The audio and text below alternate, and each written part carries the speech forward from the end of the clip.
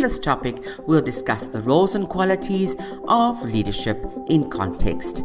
We now know that to be a great leader, influence is the key element through commitment, interpersonal relations, processes, energizing and enabling followers to achieve the goal. So how do we create this influence to energize, gain commitment and build responsibility?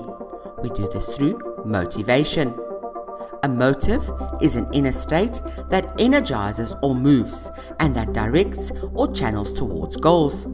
A person's motivation is a combination of desire and energy directed at achieving a goal. Influencing motivation means getting them to do what you want to do and when you need them to do it. A person's motivation depends on two factors: the strength of certain needs. If you are hungry, but a task needs to be finished by a deadline. If you were starving, you will eat immediately. And if you are only slightly hungry, you'll finish the task first. Perception of taking a certain action will satisfy the need. You have two very important needs: a desire to complete a task and to go to lunch. How you view the needs determines which one is priority. If you believe you will be fired, you won't go to lunch, and if you believe you won't get fired or in trouble, then you'll go to lunch. Abraham Maslow arranged an hierarchical order of human needs in 1954. His theory was based on healthy, creative people who used all their talents, potential, and capabilities.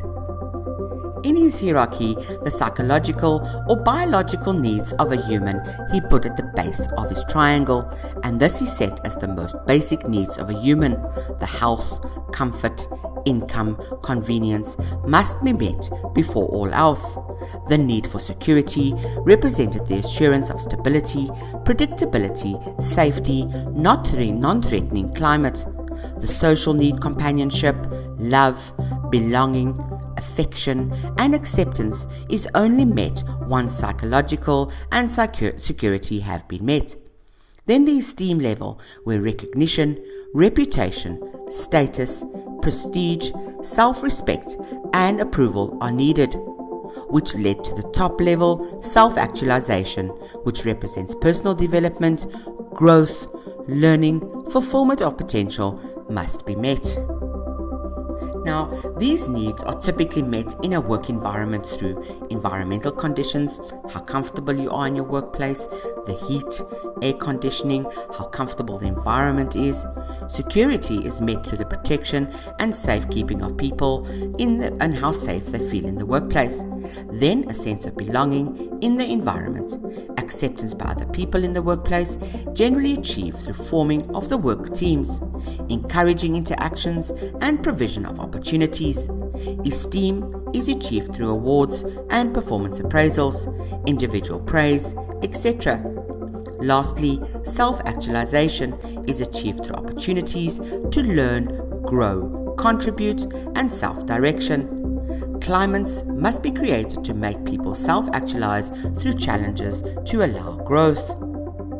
Leaders need to determine which of these needs are being met for the individual and which still need to be met, and then apply a leadership style to meet the applicable needs.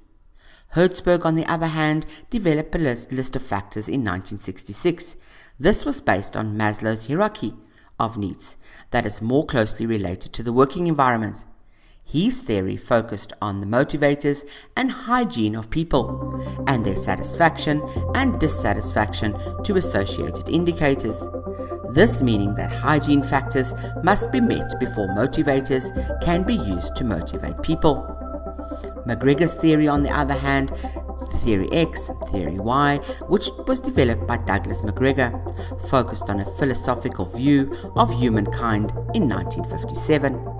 These are two opposing perceptions about how people view human behavior at work. Theory X focused on the view that people have inherent dislike for work and will avoid it whenever possible. People must be coerced, controlled, directed, or threatened with punishment in order to get them to achieve the organizational objectives. People prefer to be directed, they do not want responsibilities, and they have little or no ambition. People seek security above all else.